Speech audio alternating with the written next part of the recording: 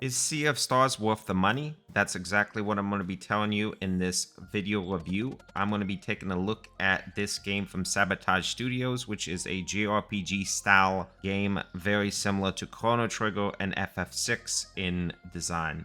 So the game is currently priced at $34.99, which I feel is a little bit high for what you're getting here, which is a 25 to 30 hour JRPG experience. It can be played on the PS4, PS5, the Xbox ecosystem, as well as the Steam store, so pretty much any modern platform you'll be able to play this game on.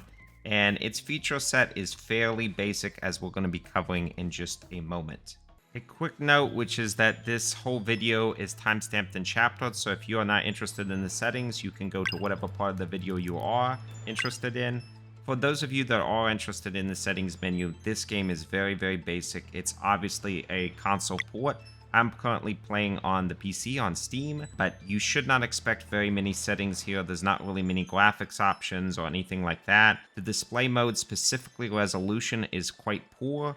I play on ultra-wide resolution, and there is no ultra-wide support, so 21:9 and 32:9 are going to be out of luck. Specifically, the window scaling is very, very poor. Instead of setting a window resolution, you actually just put a window scaled resolution, which I do not feel is appropriate. There is full button remapping in this game, so you can actually remap. If you're on the PC, you can remap all of your button controls, which is something I would give it. But ultimately, the settings menu is very, very poor. Onwards to the graphics and visual presentation. This game really hits it out of the park in terms of art style and visual presentation. It is absolutely incredible. Specifically, how lighting interacts with the game is phenomenal, and I really was shocked at how good this game is in terms of visuals coming out of a small studio. Not only is the graphics really, really engaging, but the visual style is absolutely phenomenal, and all of the characters really feel like their own self. They really have really good visual design. You'll see them as they grow up, and they look different as children, they look different as teens. All of them are fantastic. Even some of the smaller side characters, I think, get a lot of love in this game, and this is something I really want to praise because it really does help with the immersion.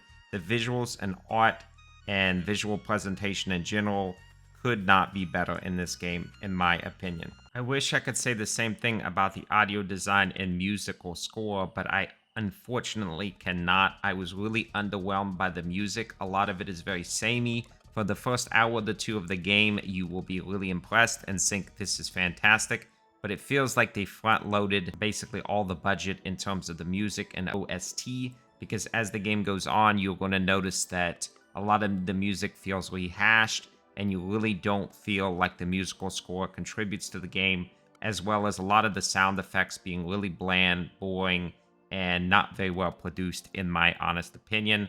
I really feel like this was a miss because this is something that Chrono Trigger and Final Fantasy VI and classical JRPGs really harped on, and the music was one of the best parts. You cannot expect the same, unfortunately, in this game.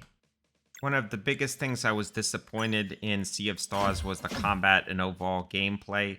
Although it seemed to start out strong, there isn't much depth to the combat. Basically, you do regular attacks to restore MP, and then use very effective skills, which drain almost your entire MP bar in the early game.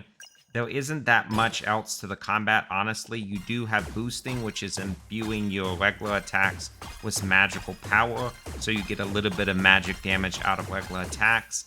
And you can basically do combat arts, which basically you combat multiple people's abilities. And yeah, it's pretty basic. Some things like the Moonerang are really cool, and there's a little timing mini game to enhance your attacks as well as to dodge damage.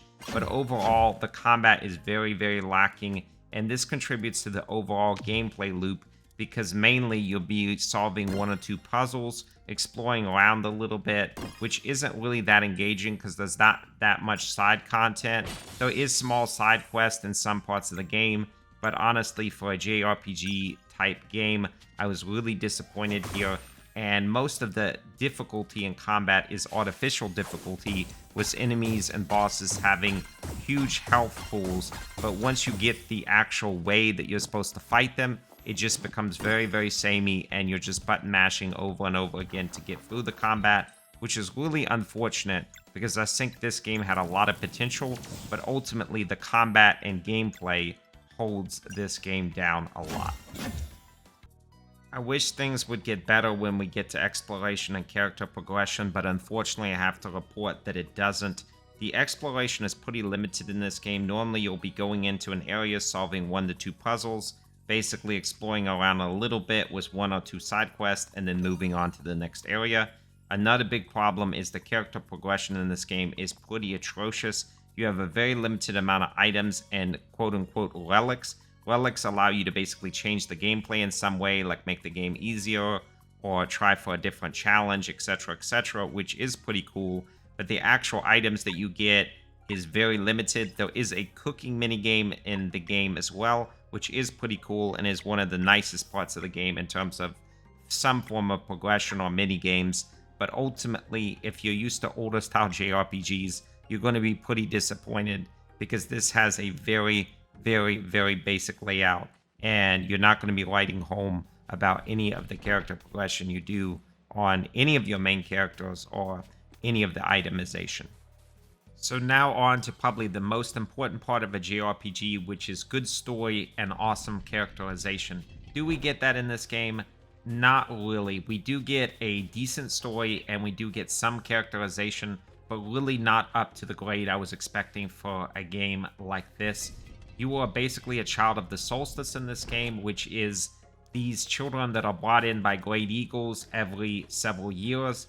And these children basically can utilize magic, and this magic is essential to beating dwellers, which are evil kind of boss minions, and an evil alchemist known as the Fleshamancer. So even from the names, you can kind of see that there was a little bit of budgetary issues in terms of story progression and production. I honestly think the story was not as good as I was hoping. Another big problem I have with this game is there's only 6 playable characters, and only 3 to 4 of those are playable in the early to mid games. So because of that, it really feels like the budget was cut. I think if you had a much larger ensemble cast, which is what I'm used to with games like Chrono Trigger and especially Final Fantasy VI, it would help the game a lot. I think just having different characters to play and different party compositions would really help give this game some longevity. But as it is, you tend to be playing the same characters over and over again, using the same skills over and over again. And after a while, after maybe 10 to 15 hours, it just starts to get a little bit boring.